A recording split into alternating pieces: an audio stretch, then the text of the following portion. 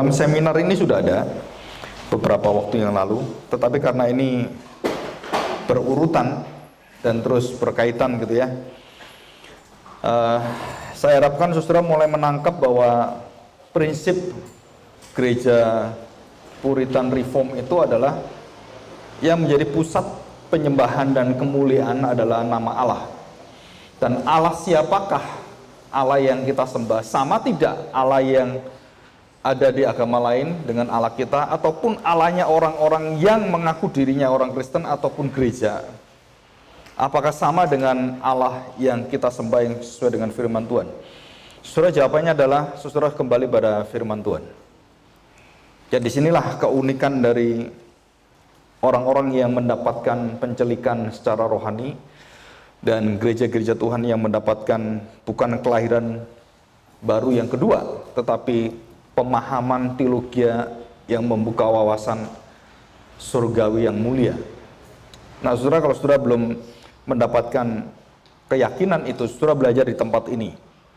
Karena kita yakin di dalam firman Tuhan, khususnya dalam Lukas 24 ayat 27 dan 44, 45, dikatakan di sana bahwa semua kitab suci menceritakan tentang Kristus, maka tidak terkecuali yaitu kitab Kidung Agung. Tidak terkecuali. Jadi seluruh kitab suci itu menyaksikan dan memberitakan Injil, Kristus yang mati dan Kristus yang bangkit, yang memberikan harapan dan keselamatan serta hidup yang kekal selama-lamanya. Nah, saudara, ini adalah satu kesimpulan bukan yang dibuat oleh orang-orang Puritan atau orang-orang pada zaman Reformasi dan juga gereja yang kita bersama-sama ibadah hari ini. Tetapi itu adalah kesimpulan dan satu ketetapan dari Tuhan Yesus sendiri yang dia katakan dan dia ajarkan dan dia mengatakan semua kitab ini berbicara tentang aku. Semua berpusat pada diri saya. Jadi apapun yang diajarkan dalam kitab ini, kitab Kidung Agung khususnya, adalah mengajarkan tentang siapakah diri saya dan apa yang saya hadirkan, apa yang saya kerjakan, apa yang saya lakukan bagi orang-orang berdosa. Nah, dari situ, saudara, dari pijakan itulah baru kita melihat kitab Kidung Agung. Nah, yang kedua, saudara, yang kedua adalah karena kitab ini adalah kitab syair, poem, yang ditulis oleh seorang poet gitu ya, penyair, maka setiap kali kata-katanya itu bukan hanya ditafsirkan secara literal, yang berarti nanti secara fisikal, maka saudara akan jatuh dalam ketidakmengertian yang lebih dalam. Kenapa? Karena perkataan-perkataan yang ada dalam kitab Kidung Agung ini berkaitan dengan fisikal, tubuh khususnya wanita. Baik itu buah dada, baik yang lainnya. Maka pikiran kita akan jadi kotor, saudara. Padahal kitab suci itu kan suci, nggak mungkin mengotorkan pikiran kita. Jadi barang siapa membaca Kidung Agung kemudian pikirannya kotor, itu bukan salah kitabnya, salah pikiranmu yang sudah kotor. Jadi kitab Kidung Agung ini bukan kitab seks, bukan kitab yang menyatakan eros, bukan, saudara. Tapi kitab ini menyatakan bagaimanakah Injil Kristus Yesus itu disampaikan dalam bentuk relasi hubungan suami istri yang kudus, yang tak bercela, yang kesetiaannya itu melebihi maut. Nah, ini luar biasa, saudara. Ya. Minggu yang lalu kita sudah belajar pasal 4, nah kita masuk pada pasal pamungkasnya, ya, pasal 8. Saudara, kita akan baca ayat 5, 6, dan 7. 5, 6, dan 7. Judulnya adalah cinta kuat, ya, strong, lebih daripada maut, ya, cinta kuat seperti maut. Dan kenapa dikatakan ada penafsiran lebih daripada maut? Karena Tuhan Yesus yang mengalahkan maut. Jadi barang siapa di dalam Kristus, cintanya itu adalah cinta bukan hanya seperti kuat seperti maut, tetapi melebihi daripada maut. Jadi tidak ada hukuman, tidak ada maut. Jadi maut pun tidak akan bisa menghalangi kasih dan cinta orang-orang yang di dalam Tuhan. Jadi kalau saya mengasihi anak saya, kasih saya adalah kasih yang bukan hanya hubungan anak, tetapi kasih ilahi. kasih agape. Jadi kasih agape inilah kasih yang menyempurnakan kasih filia, kasih menyempurnakan kasih eros, dan seluruh kasih yang ada dalam hidup manusia. Tanpa kasih Allah di dalam Kristus, maka semua kasih menjadi egois dan menjadi berpusat pada diri masing-masing. Dan itu adalah kasih berhala. Kasih yang memberhalakan diri. Jadi pusatnya diri saya. Kalau saya nggak senang, kecewa saya. Kalau saya tidak dilayani, saya marah. Nah, itu adalah kasih yang berdasarkan kepada pemberhalaan, pemujaan diri. Dan kalau menikah, saudara tidak diperkenalkan untuk memuja diri. Yang penting aku senang, yang penting kamu gak senang urusanmu. Nah, saudara, tidak bisa seperti itu. Dan itu terjadi berhubungan dengan saling terkait dan saling terikat dalam perjanjian. Nah, kita akan belajar bersama-sama, karena setiap kata yang ditulis merupakan syair, maka setiap kata itu mengandung beberapa makna yang lebih dalam, lebih dalam. Ya, tadi lagu kita lebih dalam lagi kan, lebih dalam, lebih dalam, lebih dekat, lebih dekat, lebih dekat, lebih dekat. Nah, saudara, jadi kalau kita lihat, oh saya menemukan hari ini menemukan tentang Kidung Agung A gitu. Terus waktu kita mengenal Tuhan, kasih lebih dalam, baca lagi. Oh, berarti lebih dalam lagi dari yang saya pikirkan. Dan ketemu lagi, dan itulah artinya kasih ilahi. Kasih ilahi itu bukan kasih, oh udah ngerti ya, selesai. Oh, jadi kamu tuh cinta saya seperti ini, udah selesai. Terus besoknya lagi, oh ini ya udah tahu. Nggak bisa, saudara. Kasih ilahi, kasih Allah yang kita pikirkan, yang kita nikmati adalah kasih yang terus membuat kita kagum. Kagum. Nggak mungkin kita mengasihi suami istri kita seperti kita mengasihi Allah. Kenapa? Tambah tua. Jalan pun susah. Kalau sudah tua, nyusahkan. Apa saudara akan mengagumi dia? Jalanmu lambat sekali, gitu. Tertatih-tatih sayang, gitu. Kan nggak ada sih seperti itu. Jadi kasih manusia, kasih ciptaan itu tidak akan bisa melawan kasih pencipta. Jadi creator love and creature love itu beda kualitas dan beda dunia. Ya, barang siapa yang dimeteraikan nanti oleh kasih Allah ini, saudara, kita bisa mengasihi dengan apa? Dengan kasih yang melebihi daripada segala kelemahan pasangan dan keturunan kita. Dan itu hebatnya keluarga Abraham. Dan itu hebatnya Yakub. Dan itu hebatnya Yusuf. Saudara akan lihat kasih Yusuf pada saudara-saudaranya bukan kasih filia, bukan, saudara. Itu kasih ilahi. Kamu mereka-reka yang jahat. Nah, inilah kasih manusia. Kamu ketakutan pada saya karena saya besar. Kamu takut saya balas karena kamu takut dengan dosamu. Tapi aku membalas kamu dengan kasih Allah. Dan dia tidak mengatakan, aku mereka-reka yang baik. Enggak. Yusuf pun mereka-reka yang jahat juga, saudara. Pengen balas bisa, namanya manusia kan kurang ajar kamu gitu kan. Tapi dia merasakan kasih Allah dan dia tidak memakai emosinya, dagingnya. Dan dia menyatakan, Allah mereka yang baik bagi kamu dan aku ikut Allah.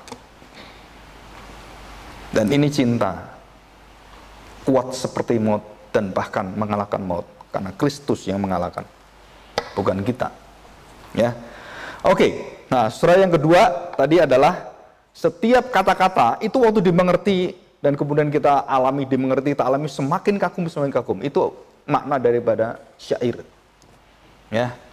Izinkanlah ku kecup keningmu. Lagunya siapa? Ebit G. Adib. Saudara, mungkin kita melakukan itu sekali, tapi waktu kita tua dengan pasangan kita, terus kita kecup kening dia, dan kita ingat masa lalu yang dulu kita kecup, terus sekarang bedanya apa? Kasihnya, kualitasnya, dan waktunya semua beda. Kematangannya beda. Nah, itu maksud Kidung Agung. Jadi kenapa saya suka lagu-lagu tahun 60, 70 gitu ya, yang kata-katanya bagus. Kalau sekarang kan nyanyi kan kata-katanya ya, kata-katanya cepet-cepet gitu kan, apalagi yang ada rap-rapnya gitu. Kalau dulu kan kata-katanya itu kan indah, bagus gitu yang zaman-zaman dulu kan. Dan setiap kata itu jelas, intonasinya, tata bahasanya. Sekarang tata bahasanya ngaco semua. Bahasa Inggris juga lagu-lagu sekarang itu pada ngaco semua. Nah di situ kita lihat setiap kali kita mendengar apa yang terjadi, apa yang kita rasakan, bagaimana Allah membawa kita dalam dimensi yang baru pada masa umur seperti ini. Dulu waktu saya muda mendengar ini, waktu saya tua. Dan semua ada yang disebut sebagai memori. Kenangan. Saudara, memori bukan menyatakan hal yang dulu, tetapi di dalam firman Tuhan, memori yang ada melalui firman Tuhan, itu menghidupkan kamu, menyegarkan kamu. Dan itu memori, spiritual memory. Jadi word of God. Memorial word of God. Jadi memorial daripada firman Tuhan, saudara, bukan hanya mengingatkan, tapi akan membuat kamu berubah, ganti, dan menyatakan satu komitmen yang baru dan semakin menyegarkan lagi, mencintai apa yang dipercayakan Allah pada kita. Saudara, ini keindahannya. Jadi banyak orang waktu Kidung Agung tidak bisa menerima ini, saudara, sayang sekali.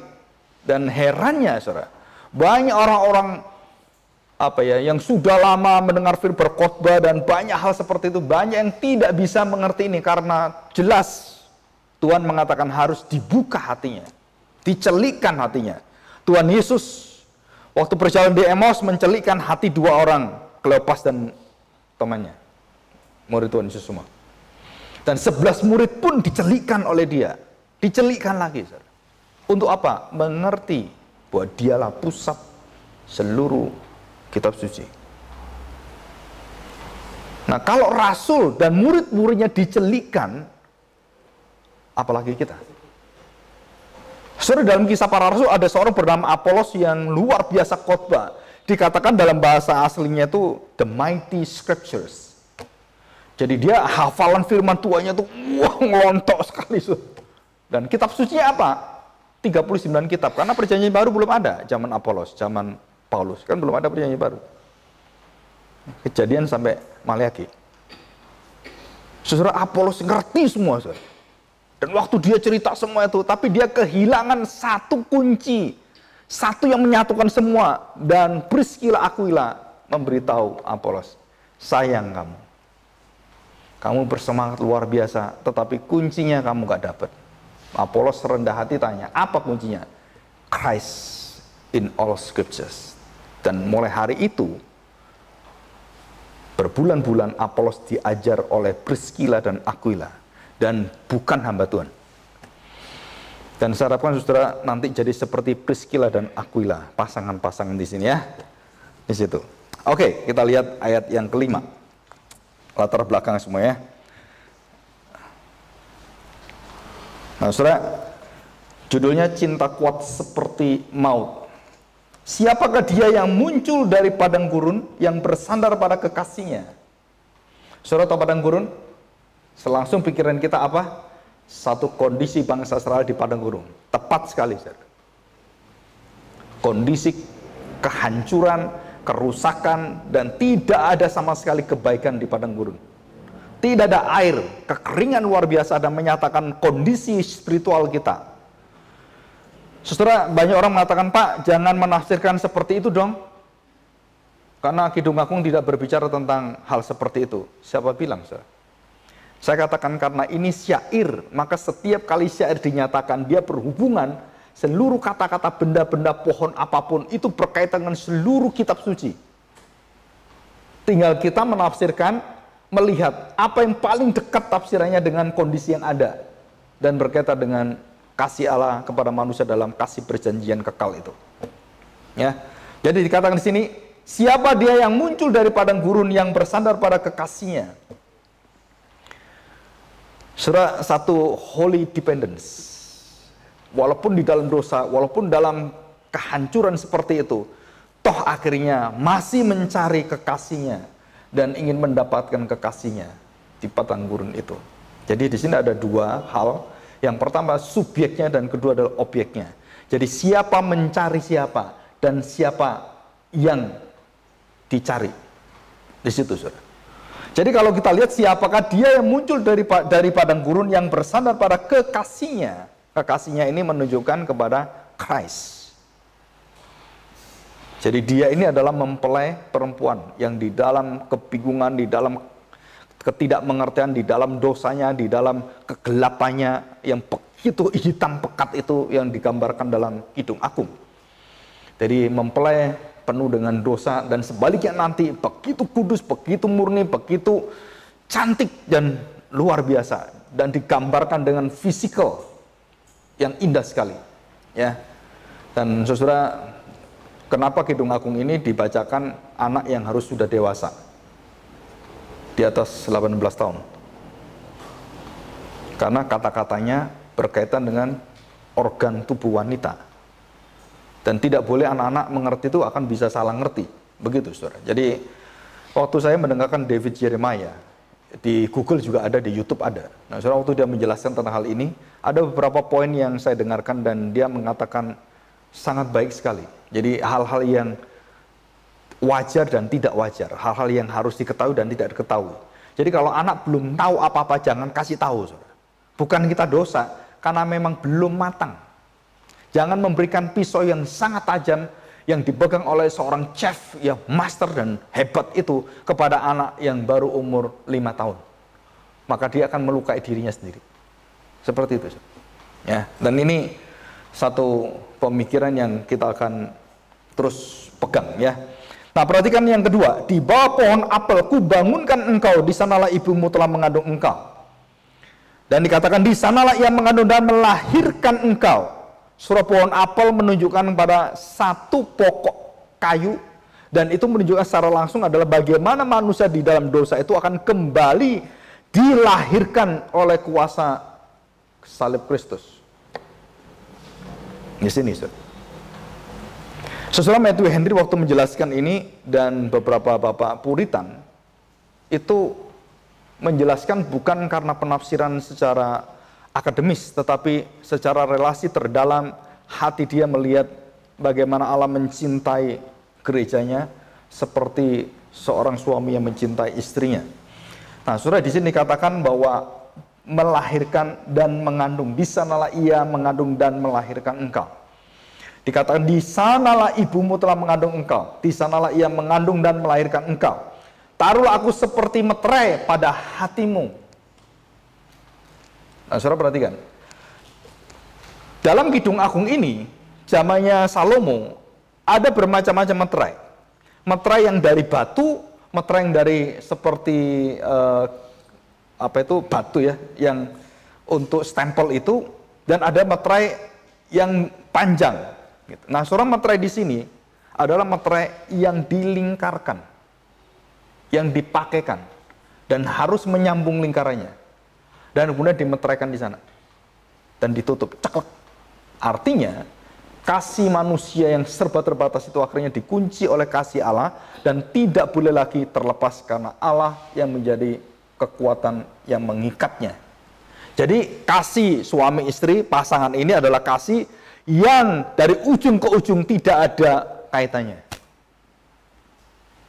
Dan di dalam kuasa kasih ilahi yang vertikal lah, ujung cinta dari laki-laki dan ujung cinta dari wanita digabungkan oleh kasih dari Tuhan, cinta dari Tuhan. Barulah bergabung menjadi satu lingkaran dan dimeteraikan oleh Tuhan. Jadi bukan stempel gitu, bukan, tetapi ini adalah satu ikatan perjanjian kesetiaan Allah yang mengunci kasih manusia yang begitu terbatas, begitu rapuh, dan begitu gampang jatuh dalam dosa. Karena hanya melalui kasih Kristuslah itu bisa diikatkan. Nah, saudara, saya bersyukur bahwa orang-orang yang mengerti firman Tuhan, dan saya percaya saudara tidak akan kasihnya itu bisa terlepas. Karena bukan kita yang menjaga, karena Tuhan yang menjaganya. Dan jika kita menjaganya, pasti akan terlepas. Karena kita penuh dengan ujung yang terputus. Jadi masalah-masalah dalam kehidupan kita itu adalah masalah yang tidak ada ujungnya. Saudara, masalah apapun, saudara perhatikan baik-baik, yang dihadapi manusia, masalahnya adalah tidak ada harapan, tidak ada jawaban, kecuali saudara dikunci oleh Tuhan dan dimeteraikan oleh Tuhan. Maka dikatakan di sini, taruhlah aku seperti meterai pada hatimu, dan meterai itu dilekatkan pada hati. Masih ingat bangsa Israel? Waktu dia sebelum mendapatkan maut, anak-anak sulung itu diambil. Ya, saudara perhatikan ya. Ini perhatikan. Ini ada sesuatu yang unik. Waktu Musa berkata datang pada Fir'aun dan menyatakan tulah yang ke-10, semua anak sulung akan mati. Saya tanya saudara, anak sulung siapa? Kita pikir anak sulung Mesir. Bukan, semua anak sulung. Termasuk orang Israel pun.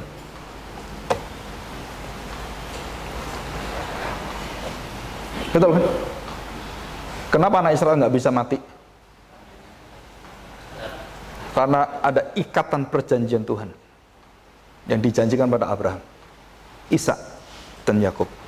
Dan itu dijanjikan dalam Kristus yang diperbarui perjanjian itu, dan ikatkan sekarang di dalam perjamuan kudus. Kita ingat janji Tuhan. Ikatan ini, kesetiaan Kristus terhadap kita, terhadap anak kita, terhadap keluarga kita, terhadap cucu, anak cucu, dan keturunan kita. Nah, dari sana, waktu Musa mengatakan kalimat itu, Musa langsung memerintahkan semua anak-anak sulung yang di Israel, di Goshen itu, untuk diapakan? Dimeteraikan. Oleh apa? Darah. Nah, kita kalau lihat di labur gitu kan, saudara, di laburnya itu dari sini serasa lingkaran loh. Bukan cuman udah selesai, udah gini. Enggak. Itu bentuk satu, tiada cacat celah dan tiada noda, dan sempurna.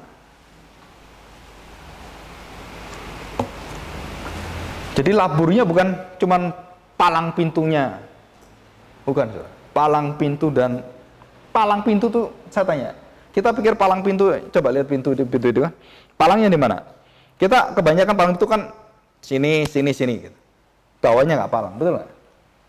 Palang pintu ya, semua palang pintu. Film-film banyak, wah, udah selesai gitu kan, kebalik. Saudara, ya ini harus dikasih, kalau nggak berobos ke situ. Saudara. Jadi darah itu menunjukkan satu ikatan perjanjian, satu kekuatan. Allah mengatakan, aku yang akan mendirikan umatku, aku yang akan mengasihi engkau, aku yang akan mengampuni, aku yang akan menjalankan semuanya. Surah itu Tuhan yang lakukan. Dan ditempatkan di mana? Di dalam hatimu. Jadi janji Allah itu bukan janji yang asal ngomong. Bukan, saudara. Bukan janji yang diberikan sepintas. Tapi ini katakan, pada hatimu seperti meterai pada lenganmu. Jadi pada lenganmu, hati dan lenganmu. Ya. Jadi meterai itu begini, saudara. Jadi kalau kan ini meterai di hati, terus kemudian meterai di lengan. Ada yang meterai itu kalau beberapa bangsa itu ada meterai itu ditaruh di kepala. Saya pernah dikasih waktu di tsunami itu, di satu rumah gadang yang besar di Aceh itu. Saya karena ngasih persembahan berapa ya waktu itu ya, dibawa 100 berapa juta gitu, untuk bangun gereja dan bangun fasilitas umum. Terus saya dikasih meterai, saudara. Meterai itu apa? Itu lingkaran kayu yang kecil besar gini, terus dikalungkan ke saya dan dianggap saya sebagai tokoh atau keluarga pembesar di sana. Itu dikasih. Kan presiden sering gitu kan? Oh, presiden diaku sekarang sebagai orang dalam, orang junjungan dalam, gitu kan? Dikasih itu. Terus saya dikasih. Sampai sekarang ada loh. Dan kata orang itu ada jimatnya katanya, gitu ya. Dijual mahal katanya, jutaan katanya. Karena itu kayunya khusus. Terus ada besinya gitu ya. Lucu kayunya gitu.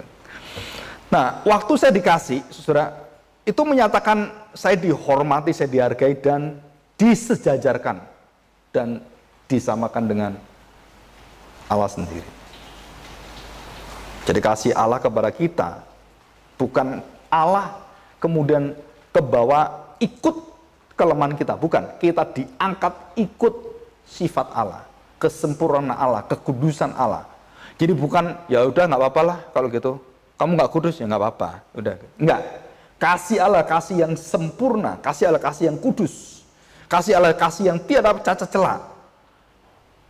Dan di situ waktu kita lihat ukurannya adalah bukan Allah mengikuti ke bawah, tapi yang manusia, umat pilihan percaya mengikuti hati Allah.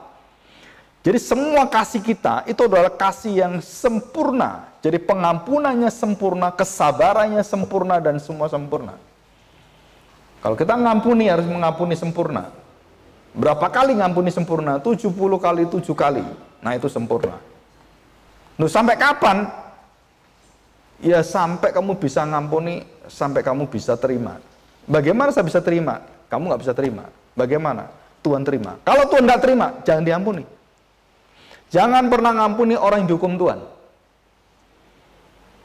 Ya. Jadi jangan pernah mengampuni yang tidak diampuni Tuhan. Tapi ampunilah yang diampuni Tuhan. Walaupun kamu nggak bisa ngampuni. Walaupun kamu bisa ngampuni, Tuhan nggak ampuni, nggak diampuni juga kamu. Karena urusannya bukan cuma cara kita, tetapi bagaimana Tuhan menjadi ukurannya. Sekali lagi, jadi waktu saya mengampuni ukurannya bukan saya mampu nggak, bukan. Apakah Tuhan mengampuni? Jadi ukurannya siapa? Sempurna. Kalau kita nggak sempurna, Allah sempurna. Saudara perhatikan kalimat dalam peperangan. Ya, Daud diberitahu oleh Tuhan, atau Musa atau Yosua. Binasakan semua binatang binasakan, semua bakar semua. Jangan disisakan apapun. Betul kan? Terus kita lihat ini, Saul juga sama, kejebak. Bunuh sekeliling. Waduh, emas itu. Berlian.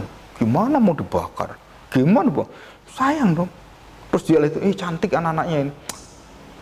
Nah, saudara di situ, saudara. Jadi waktu manusia menghadapi apa yang diperintahkan Tuhan dengan mutlak, binasakan semua. Terus manusia mata melihat, oh ini bagus, oh ini sayang ini. Oh, nah, saudara di situ, saudara. Apa yang sudah diberikan dan diperintahkan Tuhan, saudara jangan pernah engkau tarik balik. Kenapa? Itu menjadi, saudara, jerat rohanimu dalam hidupmu. Dan itu bahaya sekali. Ya. Dan begitu masuk dalam jerat itu, apa yang terjadi dengan Yosua? Dengan dosanya Akan. Saudara, kota yang kecil pun nggak bisa dikalahkan. Kota Ai. Padahal semua orang yakin, kota kecil gini sikat habis. Yang besar aja kita habisin kok. Dengan kita yang sedikit aja, kita sudah hebat, sudah luar biasa. Kota kecil, sambil ngupil pun bisa kalah dia. Istilahnya orang ngomong di sini kan gitu. Saking rendahnya memandang seperti itu, antara pandangan rohani yang jatuh dan kelakuan akan sederajat dosanya. Maka kenapa Yosua robek bajunya, dia menangis luar biasa dalam dosa itu. Saudara, kadang-kadang saya lihat kenapa pemimpin bisa begitu menangis, begitu sedih luar biasa. Saudara belum pernah lihat saya nangis kan?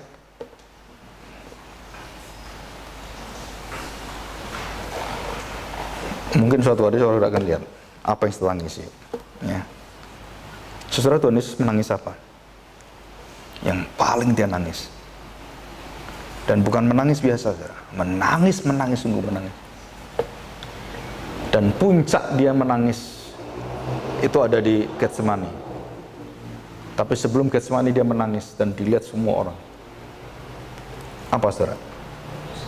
Dia menangis di Yerusalem. Saudara pikir nangisnya nangis Yerusalem, bukan, saudara. Itu tangisan yang mengerang luar biasa.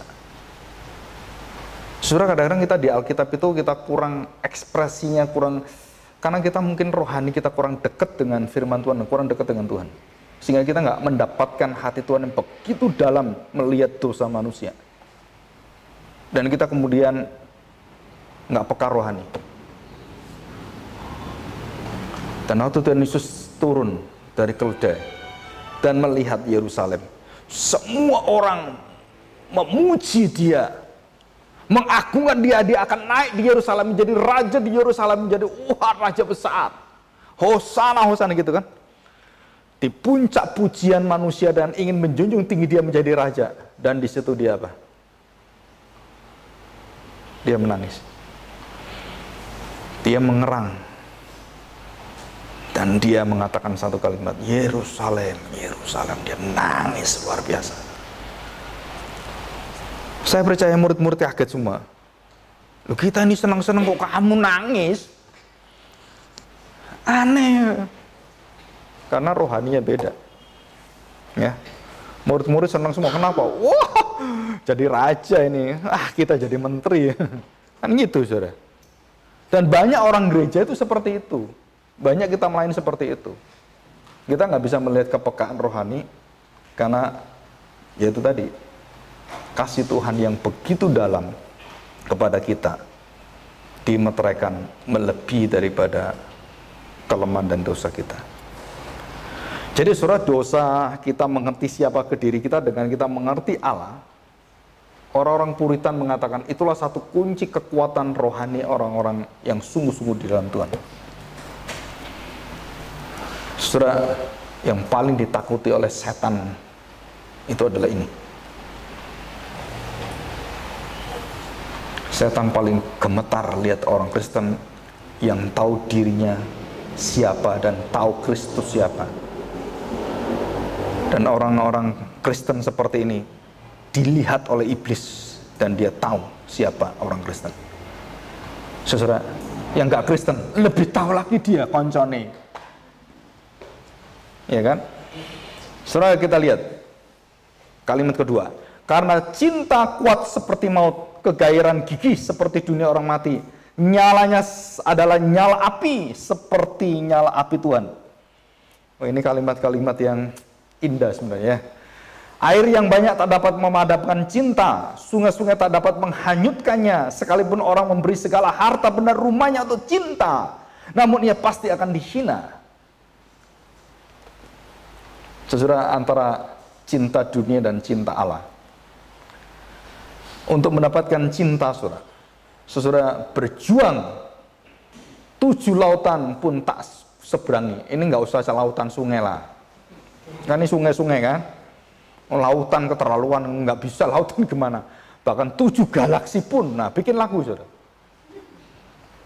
7 galaksi tak lampaui untuk bertemu dengan engkau. Di mana? Di neraka. Nah saudara, kalau kita lihat kenapa dikatakan karena cinta kuat seperti maut. Saudara, maut itu negatif. Kengerian, satu kebinasaan. Dan di sana cinta itu dilambangkan secara positif di dalam negatif. Jadi kenapa Salomo mengerjakan ini? Dan saudara, kita harus tahu hatinya Salomo. Jadi kenapa Salomo? Karena cinta seperti maut. Saudara, kenapa? Karena sepanjang hari Salomo dalam kondisi maut di hadapan Tuhan. Dalam kondisi Tuhan akan murkai, akan buang, akan binasakan dia. Jadi Salomo tahu kengerian penghakiman Tuhan. Kalau bukan karena kasih-Mu, murkamu yang saya terima.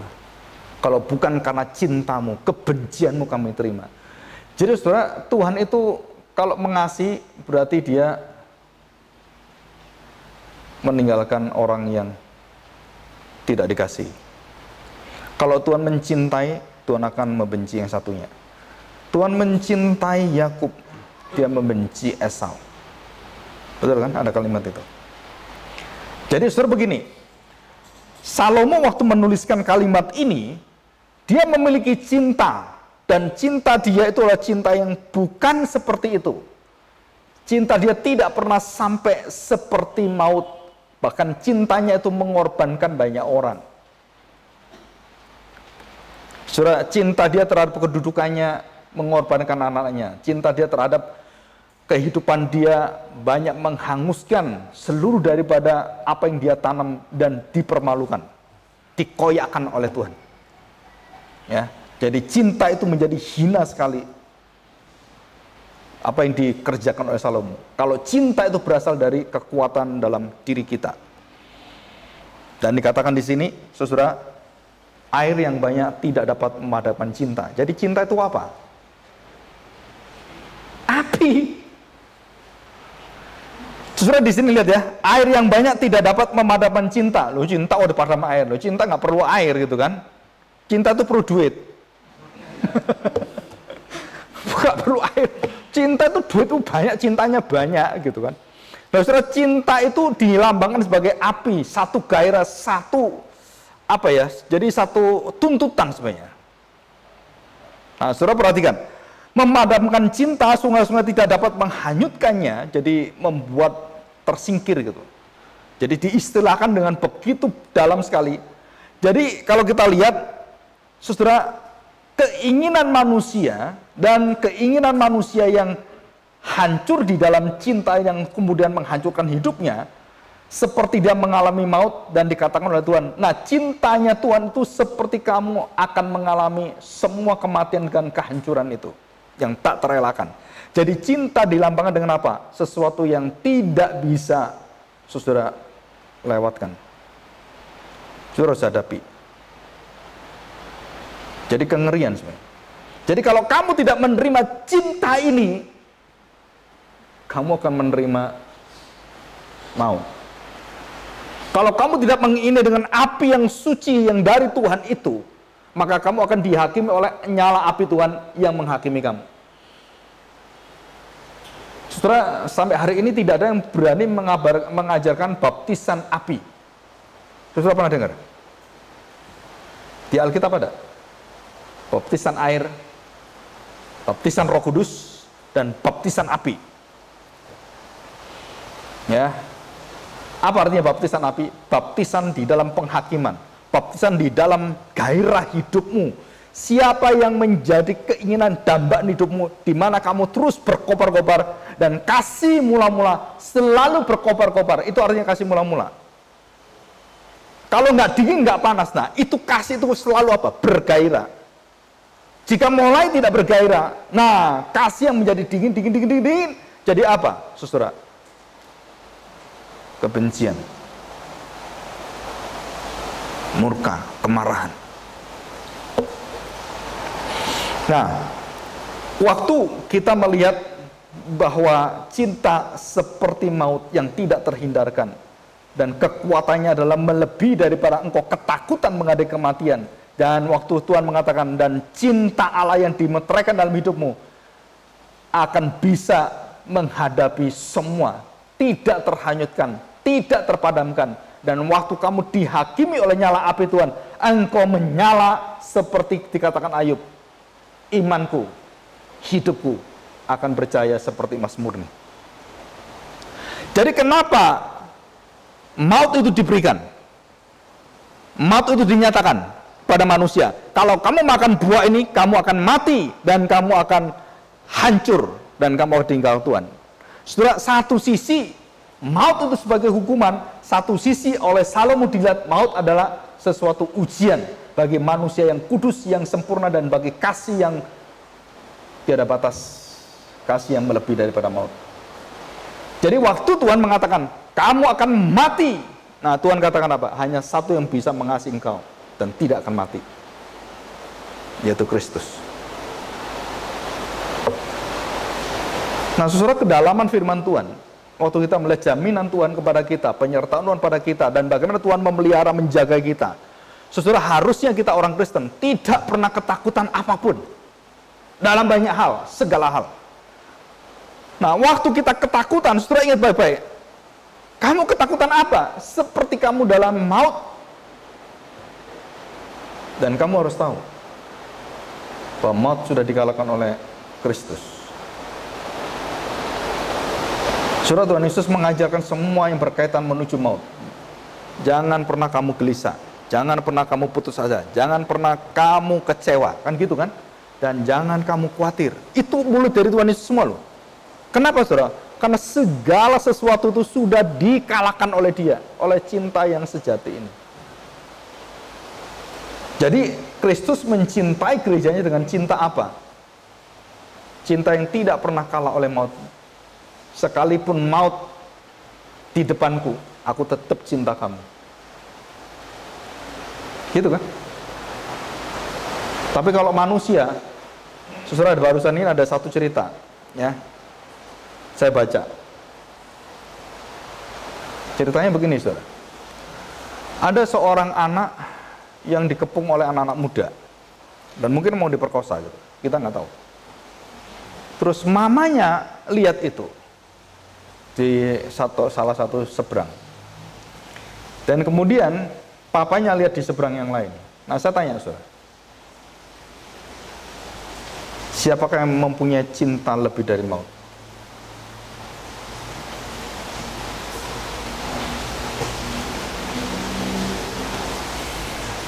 Mamanya atau bapaknya?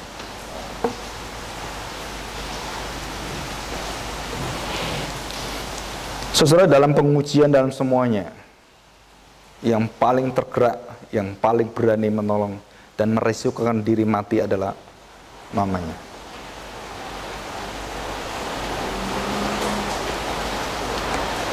Itu menurut penelitian, riset dan survei dan semuanya. Yang jadi pertanyaan, kenapa papanya kok gak mau? Terlalu banyak perhitungan rasional. Alasannya apa? Saya mencari dulu alat untuk gebuk orang-orang itu. Ya, setelah diperkosa anakmu, setelah mati. Kalau perempuan intuitif, langsung tolong. Kan gitu kan? Langsung pergi walaupun mau apa nggak tahu juga. Kan perempuan sering gitu kan. Ayo apa? Nggak apa-apa. Nah, terus gimana? Ya, yang penting datang dulu. Nah, yang laki-laki mikir dulu dia. Ini anaknya mana? Sudah, karena terlalu panjang berpikir dan terlalu cepat, maka butuh kasih Allah yang sejati, yang nggak cepat, nggak kelambatan. Dan itulah kasih Allah. Tepat. Jadi saudara, waktu saudara melihat kasih Allah seperti maut, bahkan melampaui maut, ketepatan Allah. Dan waktu kita menghadapi maut itu di depan mata, saudara. Dan kapan kita akan bisa melampaui dan mengalahkan itu? Saudara, semua berkaitan dengan pengenalan kita akan kasih Allah. Jadi saya ingin tahu saudara satu rahasia ini. Pada saat saudara menghadapi pintu kematian, yang bisa menolong kamu memasuki pintu kekekalan, ayat ini, saudara. Cinta kuat seperti maut. Janji Allah. Dan Yesus mengatakan, akulah kebangkitan. Dan tidak ada kematian lagi dalam hidupmu. Jadi waktu kita menghadapi kematian yang menakutkan setiap orang, saudara, orang percaya seperti Stefanus melihat kebangkitan Kristus, melihat kemuliaan Kristus. Dan saya percaya, saudara, orang yang beriman semua di dalam Kristus, dan pada saat titik akhir cinta di dalam maut itu, di situ Allah membuktikan kita akan bisa menghadapi itu dengan hati penuh pujian dan tidak ada ketakutan. Walaupun dalam perjalanan orang ketakutan gitu, tapi yang sungguh-sungguh di dalam Tuhan, Tuhan sudah jamin itu. Siapa yang jamin? Ini pujian Kidung Agung Salomo. Saudara lihat semua orang-orang di dalam firman Tuhan.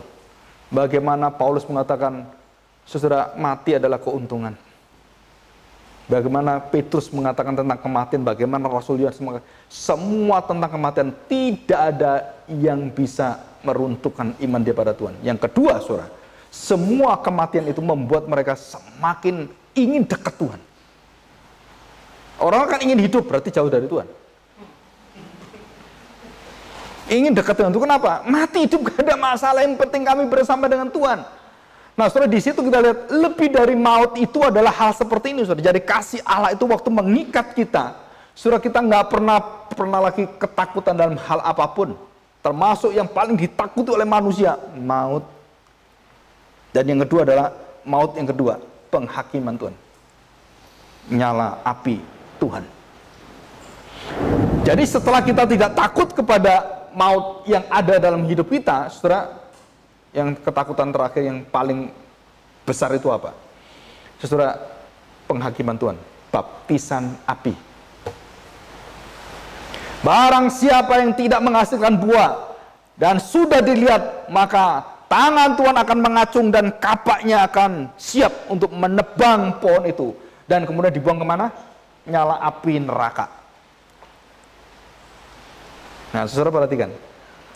Jadi Yohanes Pembaptis waktu mengatakan ini, dia melihat kepada Kristus yang di depan dia. Dan kemudian dialah yang akan membaptis kamu dengan Roh Kudus dan dengan api. Maka waktu dia ngomong kepada Maria dan Marta tentang Lazarus, dia mengatakan kalimat, jangan pernah takut, Lazarus tidak pernah mati. Lo mati kok gak pernah mati. Terus ditanya, di mana dia? Di kuburan. Tuhan ini sudah 4 hari Tuhan mati. Enggak. Terus ngapain kamu datang ke sini telat? Minggir-minggir, pulang aja balik. Dan Tuhan Yesus sengaja nelatin diri. Mungkin suatu hari saya sengaja nelatin diri ibadah. Kalian tunggu 4 jam di sini gitu kan? Itu 4 hari, 4 jam masih mending toh. Ini 4 hari ya. Tuhan keliling-keliling balik lagi, semua nangis. Tuhan katakan, enggak. Mana sekarang kuburannya? Sana. Ayo bawa saya. Dia mengatakan apa? Lazarus, bangkitlah. Lazarus bangkit. Yang mati siapa sekarang? Yang tadi imannya nggak percaya. Orang lari semua, saudara. Dan Lazarus masih dalam bebatan mumi. Dan dia jalan. Kalau dibebat gini kan nggak mungkin jalan gini. Jadi ya gimana? Ya loncat-loncat kayak orang Mandarin itu kan. Tung. Saudara itu bagaimana? Nggak tahu saya gitu ya. Tapi yang saya tahu bahwa dia masih dibebat, jadi dia mungkin jalannya gimana? Ya nggak tahu jalannya. Bisa gini, nggak tahu. Tapi orang semua lari semua. Dan hanya Tuhan Yesus dengan Lazarus. Dan dia mengatakan, bukan nanti, hari ini. Engkau tidak pernah, saudara, dihakimi, dibinasakan oleh Tuhan. Cinta kuat seperti maut. Nah, saudara-saudara ajarkan pada anak-anakmu cinta yang hebat ini. Dan kita percaya, saudara, tidak ada yang memisahkan kita dari cinta Tuhan. Tetapi cinta yang dari manusia sangat hina, saudara. Sangat hina. Saudara, begitu dilihat penyakitnya banyak, mulai berpikir apa? Wah, coba tak tinggalin aja. Segala kesulitan membawa orang bukan mencintai dekat, melawan maut, tapi lari dari maut semua. Melarikan diri. Nah, cinta Allah yang diberikan pada kita, yang lebih dari maut, adalah cinta yang murni, yang sejati. Kalau saya gambarkan, cinta yang melampaui batas yang bisa kita lihat. Nah, sekarang yang terakhir, saudara, berapa dalamkah cinta Tuhan dengan cinta kita yang kita ukur? Ya, kalau saya punya cinta, anggaplah cinta saya 1 ember, ya kan? 1 ember. Dan berapa dalamkah cinta Tuhan kepada kita? Nah, saudara perhatikan, kalimat Tuhan Yesus kepada perempuan Samaria. Kalau kamu mencari cinta di luar, kamu terus ambil terus cinta, berdagang cinta, dan kamu akan kecapean. Tapi cintaku akan mengalir dalam hatimu. Artinya apa, saudara? Jadi cinta Allah itu bukan diberikan dari luar dan kejadian-kejadian yang ada membuat kita cinta, bukan, saudara.